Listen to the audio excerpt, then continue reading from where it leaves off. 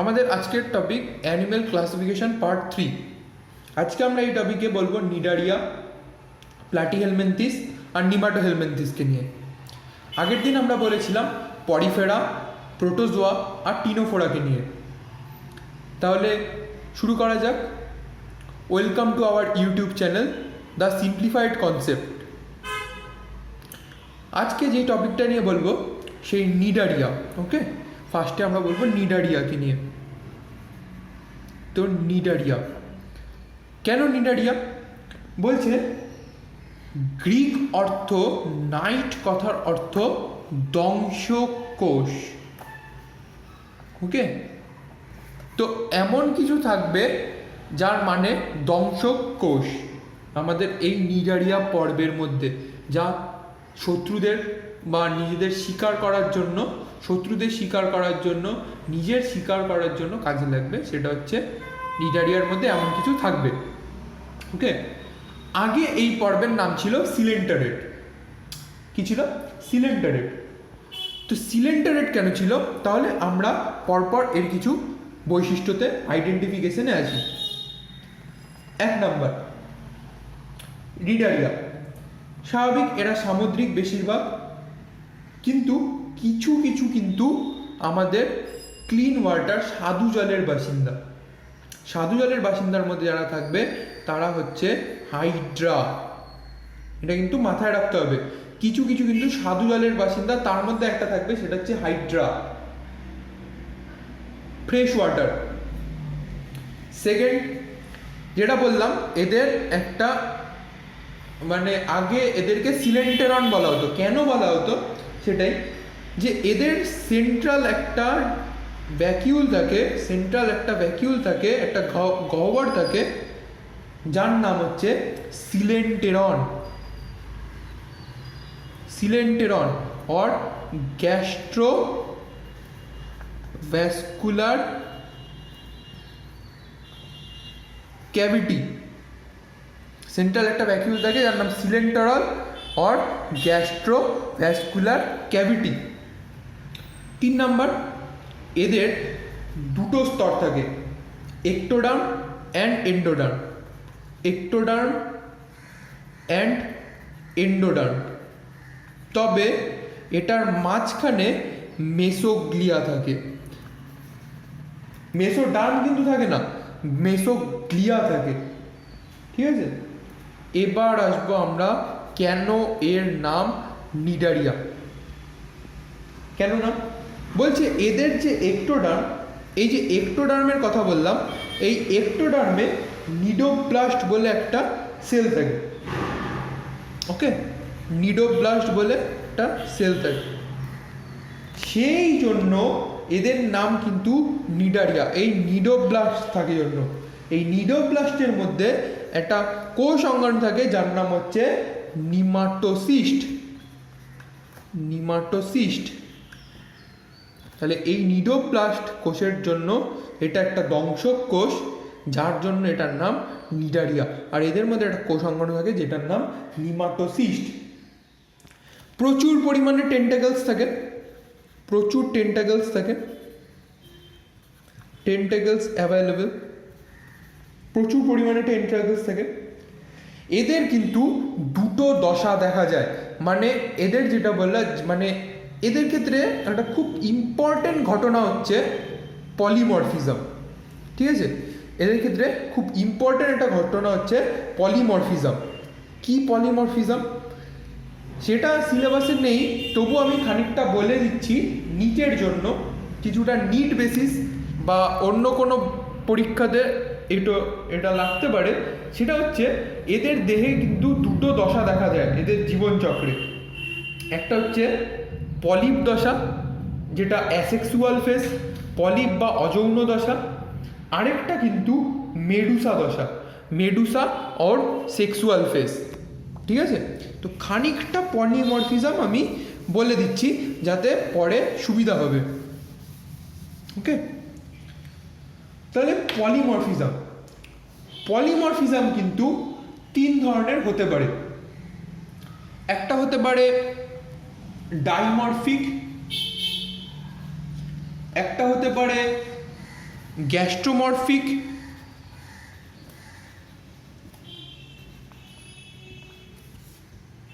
একটা হতে পারে গনোমরফিক। দেখ একটা যে কোনো ইয়েতে আমরা এরকম দেখতে পারি যে যদি আমরা ভাগ করি তাহলে দেখবো এই ডাইমরফিক, ট্রাইমরফিক, পলিমরফিক, এইভাবে কিন্তু যাব। এইটার কথা এটা বললাম গ্যাস্ট্রো অ্যান্ড গনো, এগুলো কিন্তু জুইডসের এক প্রকার ফর্ম। এই গ্যাস্ট্রোজুইডস কি করে, ফিডিংয়ে হেল্প করে। গ্যাস্ট্রোজুইডস ফিডিংয়ে হেল্প করে। গনোজুইডস একটা সেক্সুয়াল বাডি ফর্মিং সেক্সুয়াল মেডুসা। ওকে, এদের কিন্তু সবারই যে আরও এরকম থাকতে পারে, গ্যাস্ট্রোজুইডসের কথা বললাম, গনোজুইডসের কথা বললাম, এরকম আরও থাকতে পারে টেন্টাকিউলোজুইডস, এরকম থাকতে পারে। এবার কথা হচ্ছে জুইডসটা কি, হোয়াট ইজ জুইডস, তাই না? তাহলে জুইডস কাকে বলবো, বলছে যে যখন আমরা পলিমরফিজমটা পড়ব, ওকে, পলিমরফিজম যখন পড়ব, সেই পলিপের একটা ফর্ম, পলিপের একটা ফর্ম, সেটাকে আমরা বলবো জুইডস। কীরকম, যেরকম যদি আমরা দেখি এই গ্যাস্ট্রোজুইডস, গ্যাস্ট্রোজুইডস কী করে, এটা একটা ফিডিং পলিপ, একটা ফিডিং পলিপ গ্যাস্ট্রোজুইডস। ড্যাকটাইলোজুইডস, গনোজুইডস কি বললাম, এটা একটা রিপ্রোডাক্টিভ পলিপ, রিপ্রোডাক্টিভ পলিপ। এরকম আরেকটা আছে, সেটা হচ্ছে ড্যাকটাইলোজুইডস, ড্যাকটাইলোজুইডস, ওকে, ড্যাকটাইলোজুইডস। ড্যাকটাইলোজুইডস হচ্ছে একটা প্রোটেক্টিভ পলিপ। তাহলে এগুলো কিন্তু আমি বলছি মেইনলি নিটের জন্য কিন্তু ইম্পর্টেন্ট। কত রকমের জুইডস হতে পারে, মেইনলি এই 3 রকমের, গ্যাস্ট্রোজুইডস, গনোজুইডস অ্যান্ড ড্যাকটাইলোজুইডস। গ্যাস্ট্রোজুইডস কী করে, ইটিংয়ে সাহায্য করে, একটা মানে feeding polyp with a mouth and a long tentacle. Dactylozooids কি, ড্যাকটাইলোজুইডস বলছে প্রোটেক্টিভ পলিপ। আর গনোজুইডস কি, গনোজুইডস হচ্ছে একটা রিপ্রোডাক্টিভ পলিপ। তো যেটা অ্যাসেক্সুয়াল ফেস সেটাকে বলে পলিপ, আর যেটা সেক্সুয়াল ফর্ম সেটাকে বলে medusa. Okay, polyp likely cylindrical shape, medusa likely umbrella shape. Polyp কিন্তু সেসাইল ইন নেচার, সেসাইল, কিন্তু মেডুসা কিন্তু motile in nature, mobile in nature. পলিপের mouth directed upwards, but medusa mouth directed downwards. Okay, এই যে ফেনোমেনাটা যেটা আমি বললাম, সেটা আমরা যদি দেখি, যখন প্রশ্ন আসবে যে এই ফেনোমেনাটা কি সমস্ত নিডারিয়াতে লক্ষ্য করা যায়, না, এটা লক্ষ্য করা যায় নিডারিয়ার, ফাইলাম নিডারিয়াকে যদি আমি ভাগ করি তাহলে এটা লক্ষ্য করা যাবে ক্লাস অ্যান্থোজোয়া অ্যান্ড ক্লাস হাইড্রোজোয়া। তাহলে এবার প্রশ্ন আসবে যে এই দুটোই কি ক্লাস নিডারিয়াতে, না, নিডারিয়াতে 4টা ক্লাস। ওকে, নিডারিয়াতে আমরা 4টা ক্লাস পাবো, অ্যান্থোজোয়া, হাইড্রোজোয়া, কিউবোজোয়া অ্যান্ড স্কাইফোজোয়া। ওকে, তাহলে অ্যান্থোজোয়া, হাইড্রোজোয়া আর স্কাইফোজোয়া এটা মানে সব বইতেই দেখা যায়, কিন্তু রুপার্ট বার্নস এটা আরেকটা বলছিল, সেটা হচ্ছে কিউবোজোয়া। রুপার্ট বার্নসের যদি ক্লাসিফিকেশান পড়ি তাহলে অ্যান্থোজোয়া, স্কাইফোজোয়া, হাইড্রোজোয়া অ্যান্ড কিউবোজোয়া। আমরা পরপর তাহলে একদম শর্টে কিছু আইডেন্টিফিকেশানে চলে আসি। হাইড্রোজোয়া 1 নম্বর। হাইড্রোজোয়ার ক্লাসিফিকেশান কি বলছে, এরা fresh water or marine, fresh water or marine তো হবেই। হ্যাঁ, এবার যদি আমরা কিভাবে মনে রাখবো এতগুলো ফাইলাম, এতগুলো ক্লাস, কিভাবে ক্যারেক্টারিস্টিক্স মনে রাখবো, সবচেয়ে বিষয় এটাই যে আমাদের ইউটিউব চ্যানেলের ফার্স্ট থিং এটাই যে কিভাবে বিষয়টাকে আমরা সিম্পল করব, কিভাবে সিম্পলিফাই করে সেই কনসেপ্টটাকে তোমাদের সামনে তুলে ধরবো। তাহলে যদি আমরা দেখি হাইড্রোজোয়া আর স্কাইফোজোয়া এই দুটোকে আমরা নিয়ে নিলাম একসাথে। ওকে, এর একটা পার্থক্যের মতো করে দিচ্ছি হাইড্রোজোয়া আর স্কাইফোজোয়ার মধ্যে, তাহলে ব্যাপারগুলো মনে রাখতে খুব সুবিধা হয়। এটা হচ্ছে হাইড্রোজোয়া, এইচ লিখে দিলাম উপরে, আর এটা হচ্ছে স্কাইফোজোয়া, এস লিখে দিলাম। Hydrozoa fresh water or marine, scyphozoa কিন্তু শুধু মেরিন, এক্সক্লুসিভলি মেরিন শুধু। ওকে, আবার চলে আসলাম হাইড্রোজোয়াতে চলে আসলাম। হাইড্রোজোয়াতে কিন্তু মেডুসা দেখা যায় উইথ ট্রু ভেলাম। মেডুসা যে ফর্ম হয় সেই medusa form with true velum. But যদি আমি এখানে যাই তাহলে এই মেডুসাই দেখা যায় but without velum, medusa form without velum. Okay, second যদি চলে আসি, এখানে যদি আমি দেখি তাহলে দেখব মেসোগ্লিয়া নন সেলুলার। মেসোগ্লিয়া যে লেয়ারটা থাকে ওটা নন সেলুলার, কিন্তু যদি আমি এখানে দেখি তাহলে দেখব যে মেসোগ্লিয়া যেটা থাকে সেটা সেলুলার।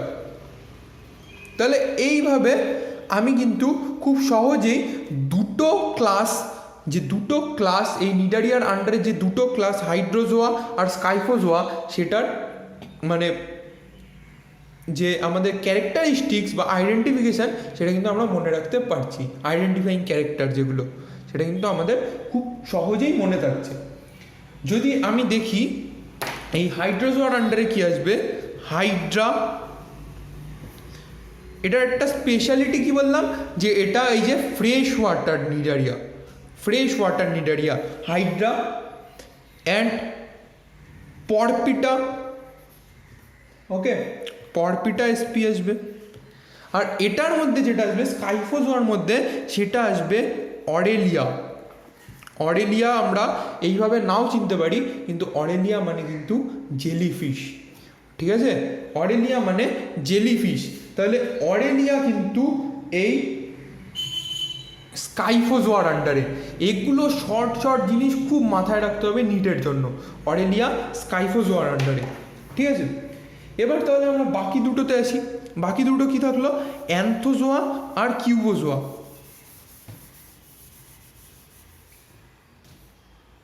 তাহলে অ্যান্থোজোয়া আর কিউবোজোয়া ওইভাবে আমরা ভাগ করি। ওকে, তাহলে এখানে আসি আমরা, সেটা হচ্ছে অ্যান্থোজোয়াতে আসি ফার্স্টে, আর সেটা হচ্ছে কিউবোজোয়া। ওকে, অ্যান্থোজোয়া আর কিউবোজোয়া। অ্যান্থোজোয়া হচ্ছে অল পলিপ ফর্ম, কোনো মেডুসা স্টেজ নেই, শুধু পলিপ ফর্ম, মেডুসা স্টেজ নেই, নো মেডুসা। ওকে, অল পলিপ। কিন্তু কিউবোজোয়াতে অনলি মেডুজয়েড স্টেজ দেখা যায়, মেডুজয়েড ফর্ম। ওকে, এটাতে অল পলিপ, কোনো মেডুসা নেই, কিন্তু কিউবোজোয়াতে অনলি মেডুজয়েড ফর্ম দেখা যায়, ঠিক আছে? এই ক্ষেত্রে যদি আমি দেখি তাহলে দেখব যে গোনাডস আর এন্ডোডার্মাল,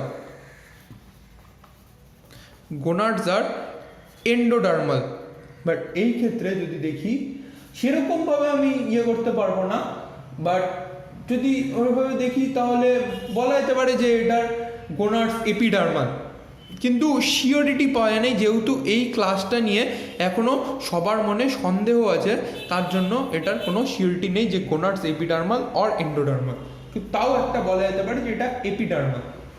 ওকে, তাহলে এরকম কিছু ফিচার থাকতে পারে। এবার অ্যান্থোজোয়ার যদি আমি বলি যে অ্যান্থোজোয়ার ক্লাস মানে একটা উদাহরণ, সেটা আসবে গর্গোনিয়া এসপি অ্যান্থোজোয়ার উদাহরণ। আর এই যে কিউবোজোয়া, এটার উদাহরণ হচ্ছে ক্যারিবডিয়া এসপি। বানানগুলো খুব সাবধানে লিখতে হবে, বানানগুলো যেন কোথাও ভুল না হয় সেটা দেখতে হবে। তাহলে অ্যান্থোজোয়া আর কিউবোজোয়া, স্কাইফোজোয়া, হাইড্রোজোয়া, এগুলোর মধ্যে আশা করি কারো কোনো অসুবিধা থাকলো না। এটা হচ্ছে ক্লাসিফিকেশান। পলিমরফিজমটাও বললাম। তাহলে নিডারিয়াতে এগুলো বলার পর যেটা থাকে সেটা হচ্ছে অবভিয়াসলি খুব ইন্টারেস্টিং একটা টপিক, সেটা হচ্ছে কোরাল। একদম খুব ইন্টারেস্টিং একটা টপিক, সেটা হচ্ছে কোরাল। এবার কথা হচ্ছে কোরাল কি বা কোরাল রিফ কি, ঠিক আছে? একটা নিডারিয়া হয় যারা নিজের দেহ থেকে নিঃসৃত খোলসের মধ্যে বাস করে। ওকে, যেরকম এককভাবে করতে পারে বা অনেক কলোনি তৈরি করে করতে পারে। যদি বলি এককভাবে করছে তাহলে সেটার মধ্যে আসবে মাশরুম কোরাল বা ফানজিয়া কোরাল। তাহলে কোরাল এককভাবে যদি হয় তাহলে সেটার মধ্যে আসবে ফানজিয়া কোরাল, ফানজিয়া কোরাল। আর যদি বলি যে কলোনি তৈরি করে করছে তাহলে সেটার মধ্যে আসবে সেটা হচ্ছে স্ট্যাগ হর্ন বা স্টার কোরাল আসবে, স্ট্যাগ হর্ন আসবে। এগুলো হচ্ছে কলোনি তৈরি করে করছে। সবচেয়ে বড় কথা যে কোরাল যেটা থাকে, কোরাল রিফ যেটা থাকে, সেটা তৈরি হয় নির্দিষ্ট কিছু ফ্যাক্টরসের উপর। আমি বলতে পারি না যে আমার বাড়ির সামনে একটা পুকুর আছে, সেখানে নিডারিয়া আছে, কিন্তু সেখানে কেন কোরাল তৈরি হচ্ছে না। কোরাল তৈরি হয় একটা ফ্যাক্টরসের উপর। ওকে, কী কী ফ্যাক্টরস সেটা নিয়ে একটু আলোচনা করে দিই। তাহলে ফ্যাক্টরস, ওকে, তাহলে এরকম কয়েকটা ফ্যাক্টরস থাকে। আমি ডিপলি যাচ্ছি না, আমি জাস্ট উপর দিয়ে বলে যাচ্ছি। 1 নম্বর হচ্ছে ডেপথ অফ ওয়াটার।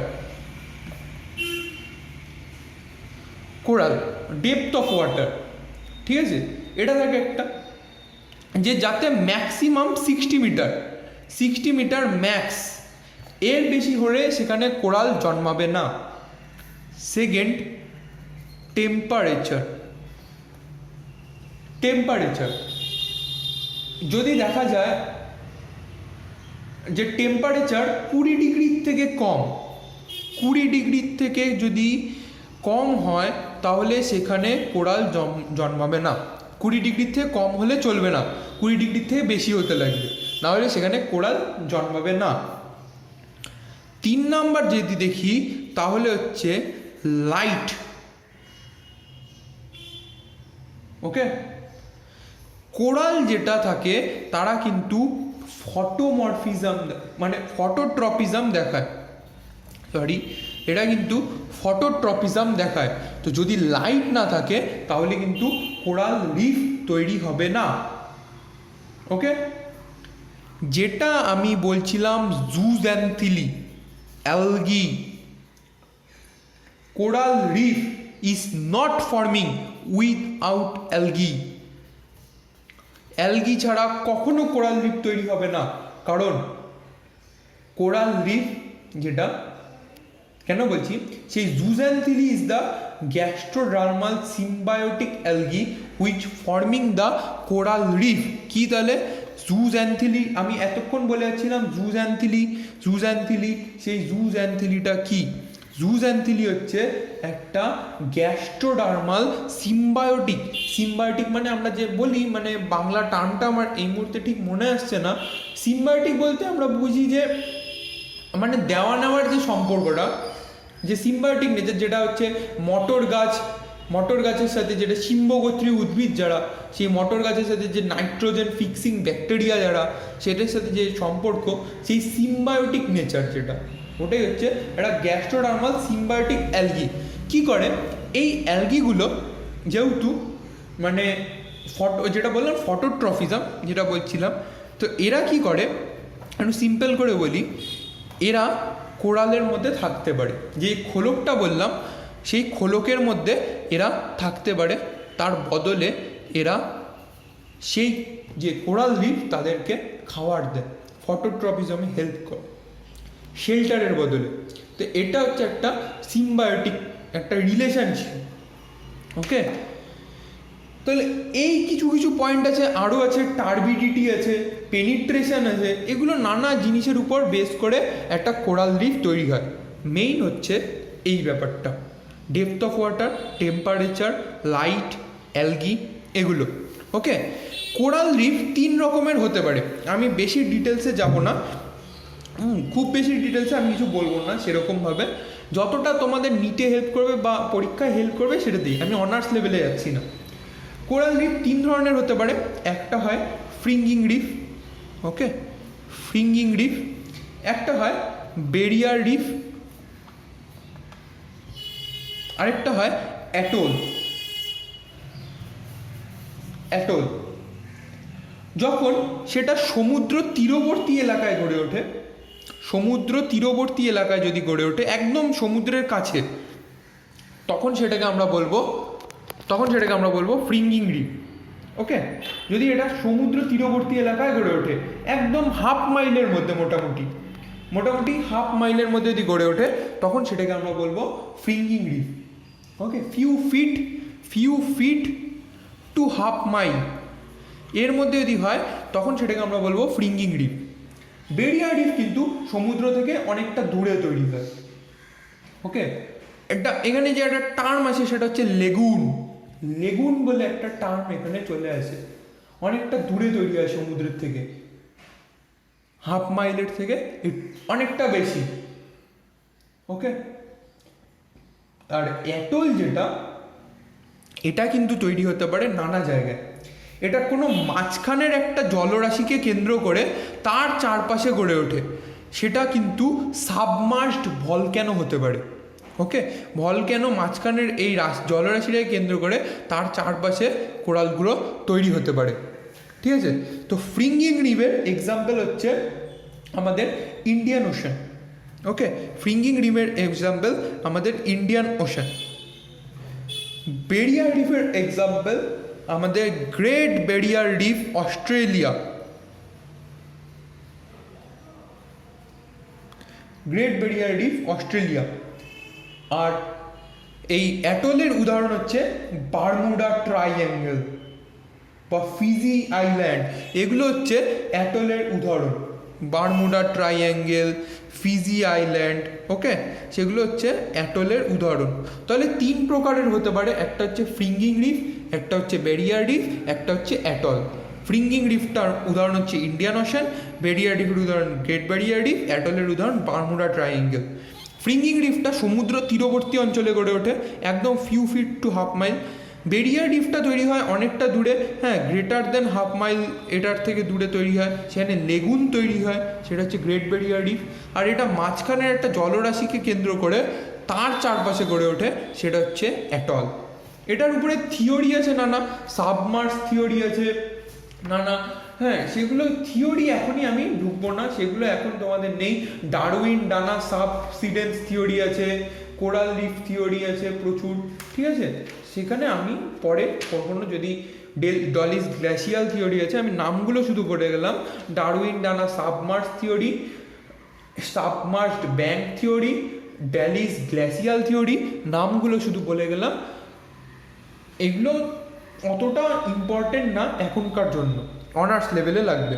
ওকে, তাহলে এই গেল আমাদের নিডারিয়া।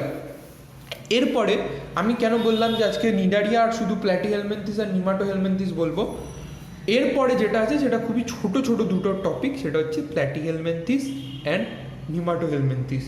ওকে, প্ল্যাটিহেলমিনথিস এর নামটা কেন আসছে সেটা আগে বলি, একইভাবে শুরু করি। প্ল্যাটিস মানে চ্যাপ্টা, প্ল্যাটিস কথার অর্থ চ্যাপ্টা, আর হেলমিন কথার অর্থ কৃমি, অর্থাৎ চ্যাপ্টা কৃমি।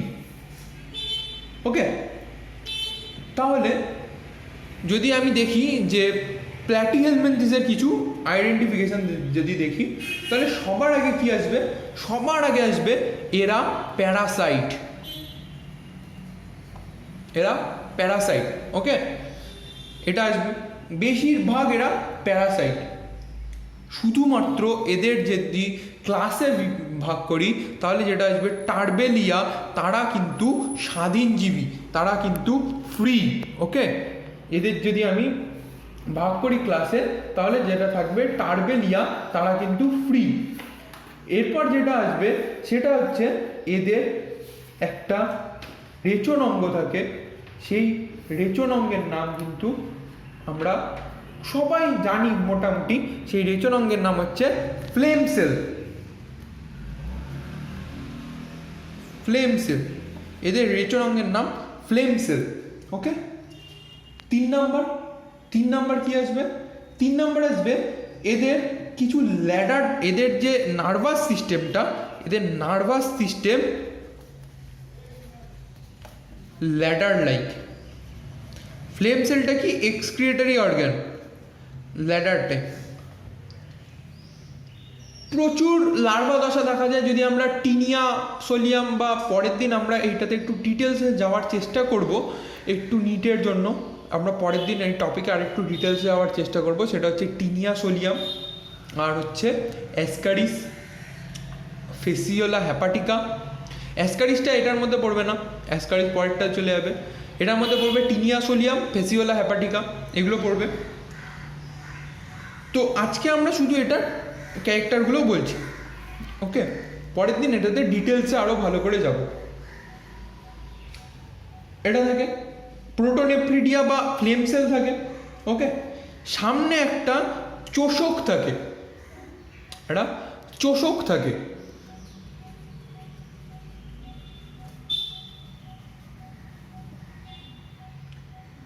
বহিস্তকে কিউটিকল থাকে,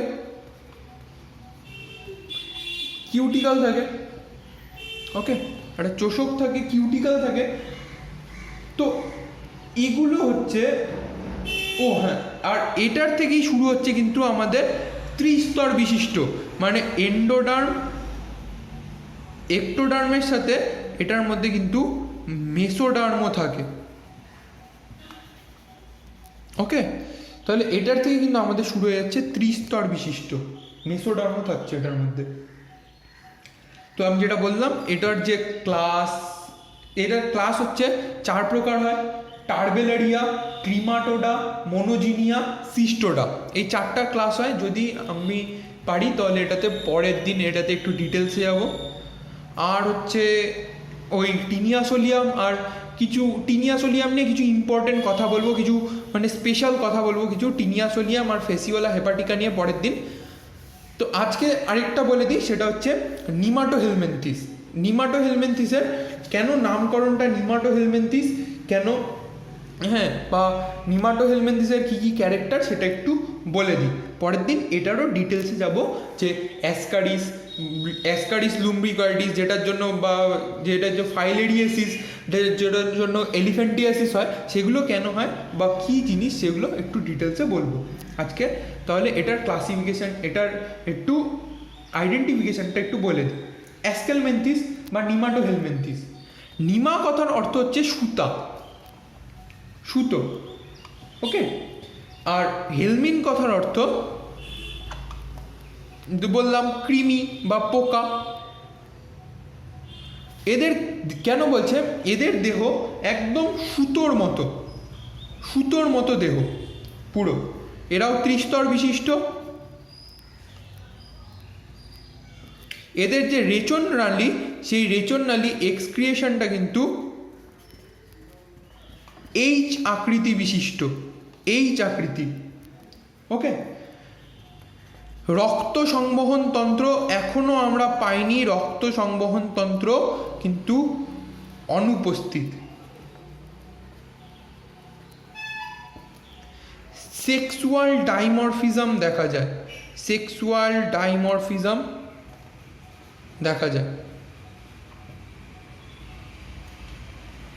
র্যাবডিটিফর্ম লার্ভা দেখা যায়। ওকে, তাহলে এই কয়েকটা পয়েন্ট, যে সুতোর মতো, ত্রিস্তর বিশিষ্ট, এদের এক্সক্রিয়েশন এইচ আকৃতি বিশিষ্ট, রক্ত সংবহনতন্ত্র অনুপস্থিত, সেক্সুয়াল ডাইমরফিজম দেখা যায়, র্যাবডিটিফর্ম লার্ভা আর মাইক্রোফাইলেরিয়া লার্ভা দেখা যায়। ওকে, তাহলে এটা হচ্ছে নিমাটোহেলমিনথিস। পরের দিন এটাতে আমরা একদম ডিটেলসে যাব। আজকে তাহলে এই পর্যন্তই থাকলো। আজকে আমরা পড়লাম নিডারিয়া, প্ল্যাটিহেলমিনথিস, নিমাটোহেলমিনথিস। পরের দিন প্ল্যাটিহেলমিনথিসের ডিটেলসে, নিমাটোহেলমিনথিসের ডিটেলসে আর পড়বো অ্যানিলিডা আর আর্থ্রোপোডা। তাহলে আজকে এই পর্যন্তই। Thank you.